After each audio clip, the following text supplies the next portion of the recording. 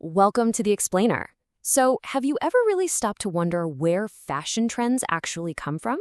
Well, today we're diving into a testimony that gives a pretty startling answer.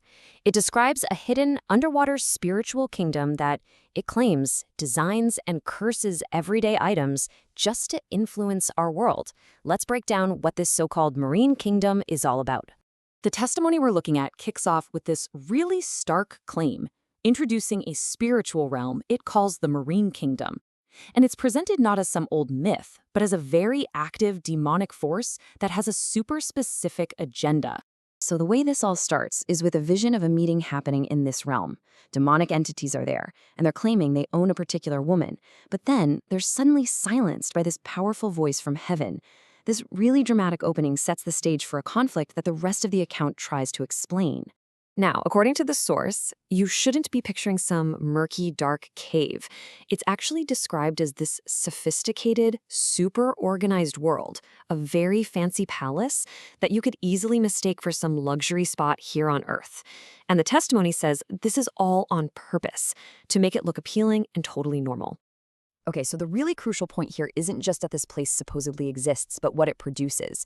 The vision then shifts from just a meeting to a full-on tour of a huge production facility, and that becomes the real heart of the whole testimony. Right, so in the next vision, the narrator is taken inside what is basically a demonic tailoring room. This place, according to the account, is the source for a lot of worldly fashion trends, and every single thing is created with a very specific spiritual mission. And this isn't some chaotic workshop. The testimony describes a meticulously organized production process.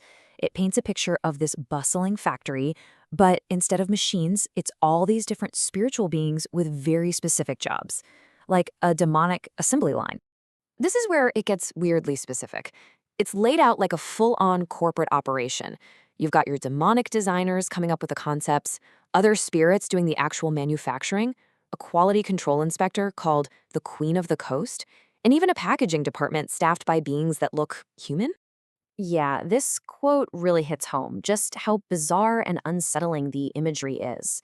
The testimony claims this Queen of the Coast would just command these disembodied hands to change the clothes on a mannequin, ordering them to, say, make a skirt shorter or a top tighter. So why go to all this trouble? Well, according to this account, these items aren't just clothes. They're actually described as spiritual tools. Every single product is made to carry out a specific mission once it gets sent to Earth and somebody wears it. The source claims the goal is kind of multi-layered. The clothes are meant to subtly influence not just the person wearing them, but also everyone around them, to make sinful behavior look normal. On top of that, they're said to act like little beacons that let monitoring spirits watch the owner, which can then open spiritual doors for an attack.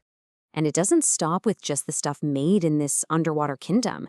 The testimony claims it goes even further, that demonic agents are also sent to Earth to pollute regular items in normal stores just by touching them.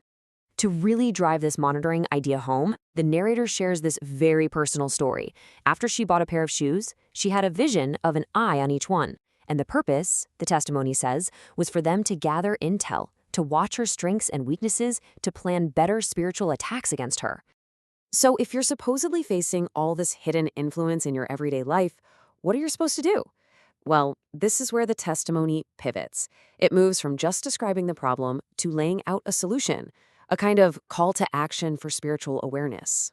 And there's a really critical distinction made here. The testimony says that prayer can totally cleanse a decent item that's been polluted. It can break those demonic attachments. But it also claims prayer can't sanctify something that was designed from the get-go to be an abomination, because its sinful purpose is literally built into it. The language here is super serious, really urgent. It's not framed as some passive threat. No, it's portrayed as a genuine, high-stakes spiritual battle that demands you pay constant attention. So the ultimate takeaway here is basically a prescription for spiritual defense. The biggest warning is against becoming prayerless, because that's what supposedly opens the door to all these influences. The call to action is to treat life like it's a constant battle, one that requires non-stop prayer and fasting just to stay protected. And that's our explainer on the testimony of the marine kingdom. It's a worldview where everyday things, consumer goods, could be potential tools in a spiritual war. Whether you take that literally or just as a metaphor, it does force you to ask a pretty compelling question. How much do we really think about where the things we buy come from and what intentions might be behind them?